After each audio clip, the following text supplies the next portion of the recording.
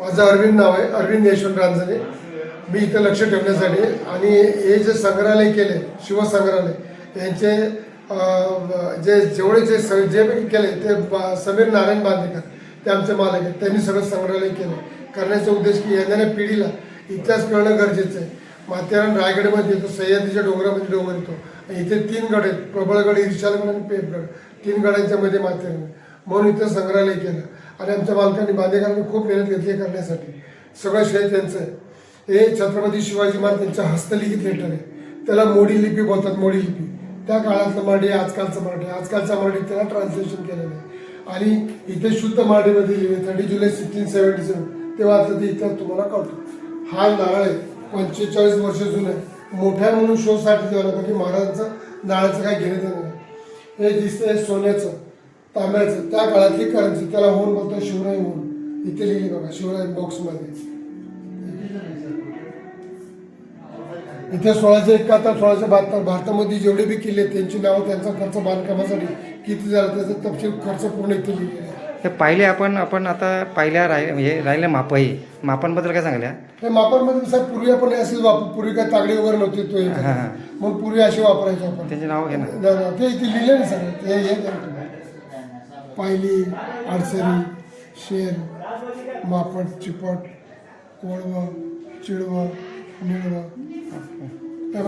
आणि ते 1671, 1672 मोगलांबरोबर युद्ध करण्यासाठी किती सामग्री लागेल, किती दिवस युद्ध चालेल, त्याचा पूर्ण खर्च तपशील इथे दिलेला आहे. इथे 18 डिसेंबर 1660 अफजल खानला मारला प्रतापगडच्या पायथ्याशी तेव्हा महाराजांनी लिहून ठेवलेलं पत्र.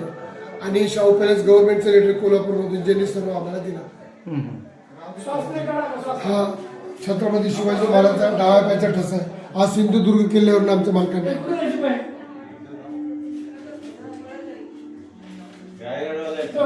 हा महाराजांचा सिंधुदुर्ग बांधताना जेव्हा ठसा घेतला पायाचा, तो इथे आणलेला आहे. ओके. आणि म्हणून इथं संग्रहालय केलं की आज येणाऱ्या पिढीला आपला इतिहास करणं गरजेचं आहे. माथेरान रायगडमध्ये येतं म्हणून आमच्या मालकांनी आणि स्वतःची प्रॉपर्टी त्यांनी संग्रहालयासाठी अर्पण केली. जय शिवराय.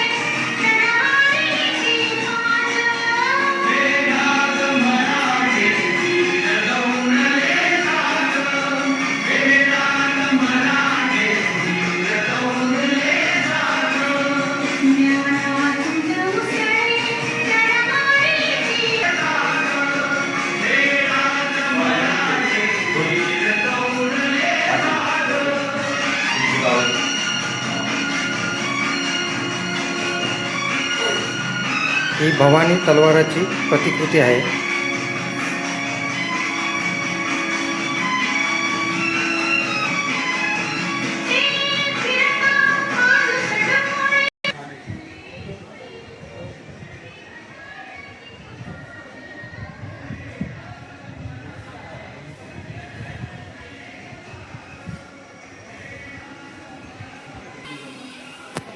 नमस्कार सर्व प्रेक्षकांचं मशाल न्यूज नेटवर्कमध्ये स्वागत आहे.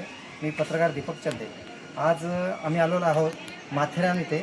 माथेरान येथे मला इथे भेटले इथं अरविंद रांजणे. इथे शिवसंग्रहालय आहे. आपण सर्वजण माथेरानला येतो आणि आपण थंड हवेचं ठिकाण म्हणून प्रसिद्ध आहे. पण आपण सगळे इथे इको सेन्सिटिव्ह ते आपलं हे बघतोय, इको पॉईंट बघतोय किंवा लुईजा पॉईंट वगैरे बघतो. तर आपण इथे खूप सुंदर असं शिवाजी महाराजांचं एक शिवसंग्रहालय इथं आहे. तर प्रत्येक इथे येणाऱ्या शिवप्रेमींनी प्रेक्षकांनी इथे जरूर भेट द्यावी. नमस्कार.